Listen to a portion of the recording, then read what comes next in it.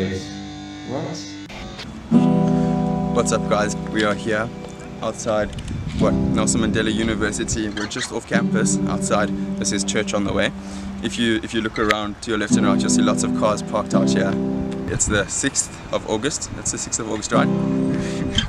And there was a rape incident recently. Now, this has circulated social media and the news media and other media in general.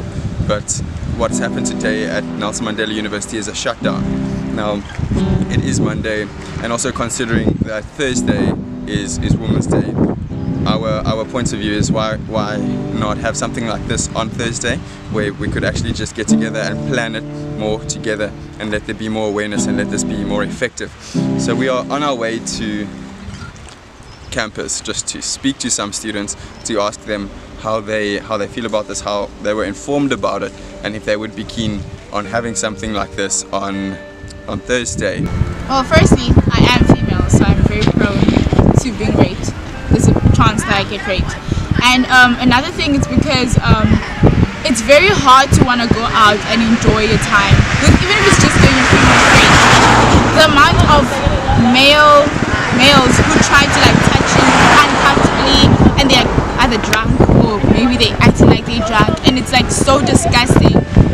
So like just you thinking about somebody went through the experience of rape, it really aggravates me. I feel so angry because there's a chance, like legit, this Saturday when I went to a party, there were like two males who tried to like touch me. One was like pulling me, they're like, hey, let's go, and I'm like, no, leave me alone.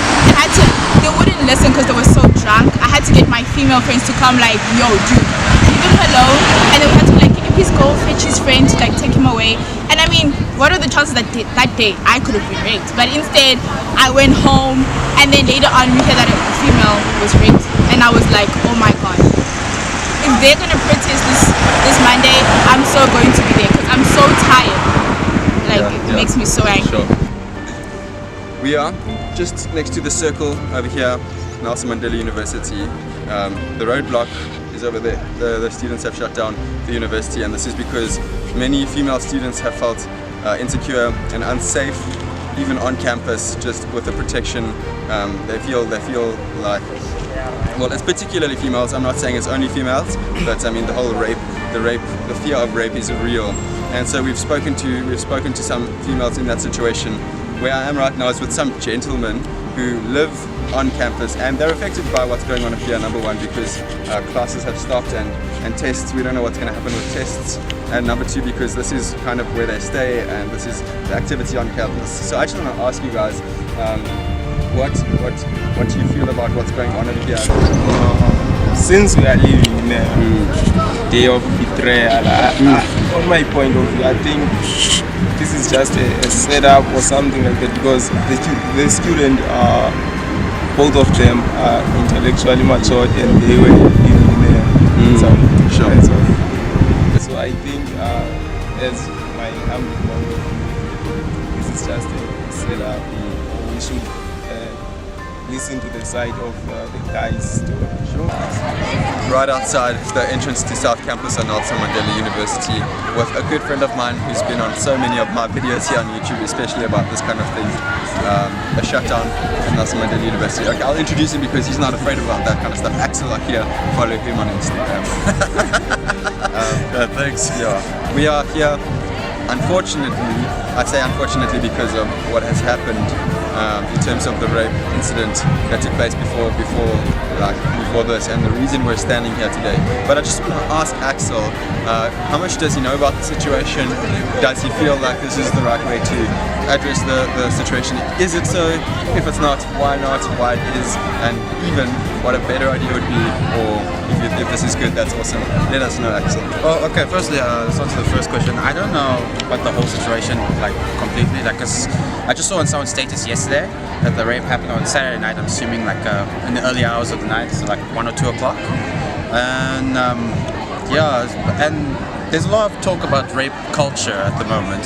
Like just last week, National Science Week, I was attending a talk for stats, and outside the room there was a lot of rape prevention tips for it. Now, traditionally, those rape prevention tips was for females, but now they like switched around and switched it to males. And like, okay, maybe I was being a little bit sadistic or whatever, or maybe it's just my nature, but some of them were sort of funny. I apologize for that, but like, I have a dark sense of humor. If any of you feel offended by that, but now after that's happened, now I feel bad about laughing about it, and like, maybe it should come. Maybe more guys should take that a little bit serious. Absolutely. With the shutdown, personally, I think just like in 2016, people were just tired. Okay, now I know it's two different concepts right now. Fees must fall, and now there's rape prevention. Like, yeah. Like, I don't know about anyone else, like other guys, because like I love my mother like a lot, guys. So from that, I really love women. Stemming off that, and like I can't see myself physically abusing a woman or mentally abusing, spiritually abusing a woman. So like, I don't even know actually if this guy was caught or not. So if he's still out there, we need to catch him, guys, and throw him in jail.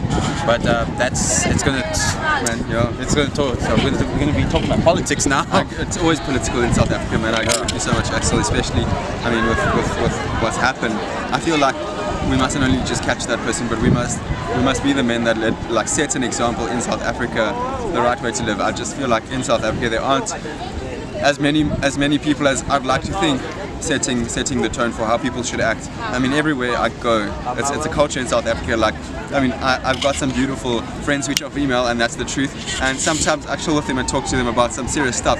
And afterwards, I've got guys asking me like, "But why didn't you smash her?" and things derogatory like that. I mean, and for them it's super normal. It's super normal, and I'm just like, man, I don't know. Like you said, you love your mother. I've got 5 sisters. At least I like to count to 5. And like, I don't think that way, But we need more people with the heart in the right place here in South Africa, and it starts with us. Okay, I personally believe that rape against one is rape against all, basically, in a sense that we are women, and as women, if one feels pain, all of us feels pain. And I personally believe that the only way we could move forward with this is if males come together on behalf of females to stand against this whole thing, because at the end of the day, as much as we don't want to point any fingers, this crime is committed by males. So males have this thing whereby when they stand together, there's power, and I believe that if they are the ones at the forefront of this whole campaign to run it forward and show other males that what they're doing is not right, then we will see a difference, and males will start respecting females. Females won't be afraid to speak out. Females won't be afraid to go to town in shorts. Females won't be afraid to stand any way they want to, basically, because this kind of thing kind of like takes away our freedom. We as females are afraid to even live. We're afraid to go out.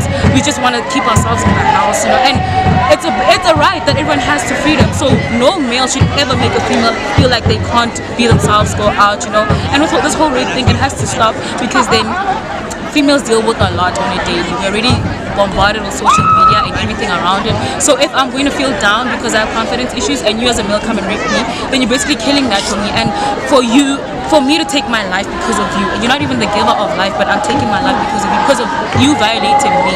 That's not right. We are both, as much as society says males are above females, we are equal in a sense, and males should respect us in a sense, and they should teach us, not take us to their best, but teach us as females. And we look at males, and when we look at males, we look at our fathers, we see how males should treat us. So if I'm looking at another male and he's mistreating another female, then how will I be able to get into a relationship and know how I should be treated? You know what I'm saying? So as males, males have to come together and uphold females, not violate them, not take advantage of them, but be the ones that drive this campaign so that we can see a difference in South Africa.